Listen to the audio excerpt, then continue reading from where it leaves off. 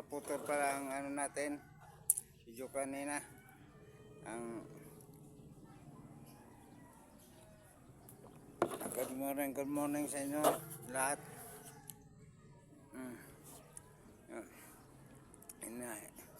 Konting ano lang, hingal na. Konting tapos na tayo magwalis dito sa taas. Pero mag-ano naman tayo ng ano natin, ng tika, picture muna. Picture muna.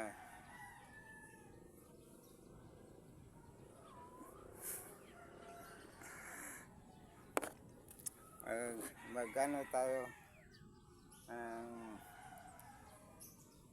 paninda, nag-asikaso naman tayo ng tindahan natin mamaya kasi tapos naman tayo dito sa taas bira lang tayo dito sa taas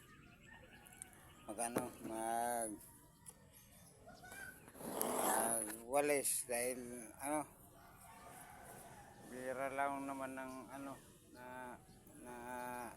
na dahon dito. Pero nung nakaraan na may tuwing hapo o tuwing gabi na umulan, hindi natin alam na mga dahon ng halaman pumapasok sa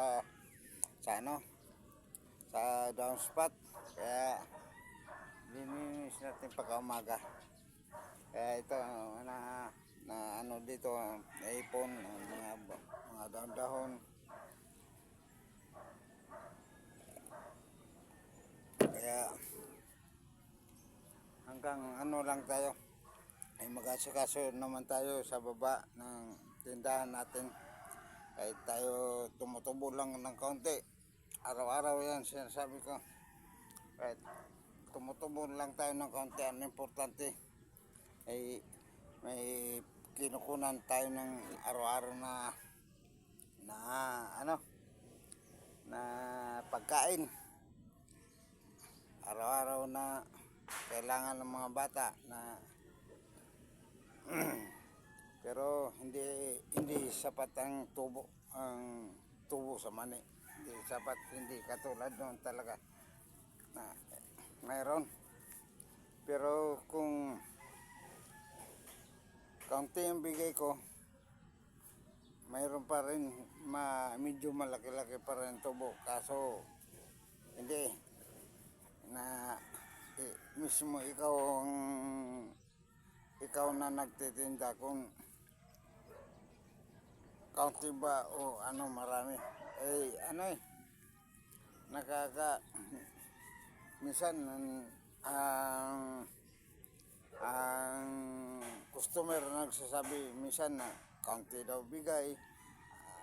Ang akin naman katamtaman lang bigay ko, kaya kung ang damihan ko pa ang takal ko sa paninda, wala natin tubo talaga. Kaya pasensya na kayo kung kaunti lang, minsan kaunti. Kaya hindi ako gumagamit ng baso na takalan na maliliit, dahil hindi ako makahawak ng baso. Kutsara, nakakahawak ako. Kutsara, nakakahawak ako. Pero yung baso na maliit, dito hawakan, ito sa sandok, hindi ko maano dahil ang daliri ko. Kaya kutsara na lang ang inaano ko, tatakal ko. para mayroon lang ako trabaho, mayroon lang ako pagkakitaan, kahit pang ulam-ulam. Sabi ko nga parati sa vlog, kahit lang makatulong tayo sa pambili-bili sa loob ng bahay, ulam, bigas o baon ng mga bata. Yun lang ang gusto ko matulong. Tabi tayo kaunti, pero ngayon wala. Nung nakaraan mayroon tayo na tabi dahil may katulong tayo sa loob ng bahay. may katulong tayo gumastos minsan. Pero ito na nakaraan parang at saka galing tayo sa bakasyon, gastos di wala tayong pero sa naano nga ako dahil hindi kagad ako nakatinda dahil walang punan. Muna ako ko ng punan kahit malang 2,000. Yun lang ang inano ko, kahit 2,000 lang. Kaya ako nakaumpisa. Tapos ang 2,000 na yun, inumpisan ko. Tapos tubo ng kaunti, pinagulong-gulong ko lang. Kaya akala ng ibang tao na ibang na malaki ang tubo. Ako sinagaan ko yun dahil hindi naman ako pwede magtrabaho sa construction. Hindi na pwede ako mabigat ng trabaho. Kaya yun na lang inanuan ko. Sinagaan ko. Patubo ko konti. Kaya pagtinda na lang talagang inano ko. Kaya hindi na pwede ako kahit nga pag yuko na ko, basta matagal na ako kakayuko, parang mouse mode. Kaya dito kong naramdaman talaga.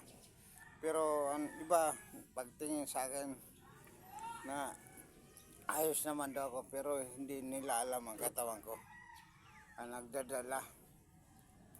Kahit nga pagpiktaw minsan anuhin lang ako konti, pero nakakaano pa rin ako, nakaka-balance ang katawan ko. Pero minsan hindi talaga.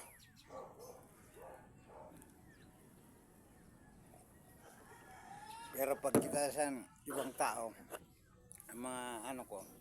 maganda daw ang katawan ko, parang walang damage. Pero hindi nila alam na pati pagsalita ko, nahirapan ako. Akala kasi nila na ayos lang. Pero hindi nila alam ang sarili ko. Inano ko lang. Linilibang-libang ko lang ang sarili ko. Nainis nga ako sa sarili ko minsan. Pero hindi ako nagpapadala dahil baka may stress, kaya lilibang ko lang ang sarili ko. Ayoko magalit, gusto ko ang magalit, makipagsagutan ako, may hindi na, magtrabaho na lang ako, bahala kayo. Yun lang sa akin. Kaya ayaw ko na importante sa akin, trabaho na lang. Ito lang ang trabaho ko, sa loob ng bahay, tapos magluto, pagtinda na lang. Hindi na pwede ako mabibigat sa trabaho dahil mabibigat. Talagang dito ko nararamdaman ko ang ugat. Tapos hilo ko, hindi ko lang pinaparamdam sa mga nakikita sa akin. So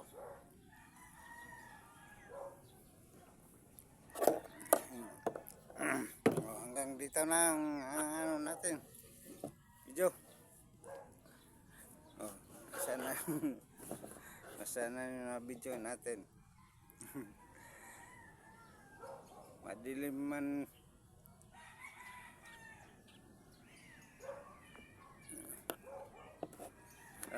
Hanggang dito na lang. Peace out mga ka-idol. Sana suportahan nyo.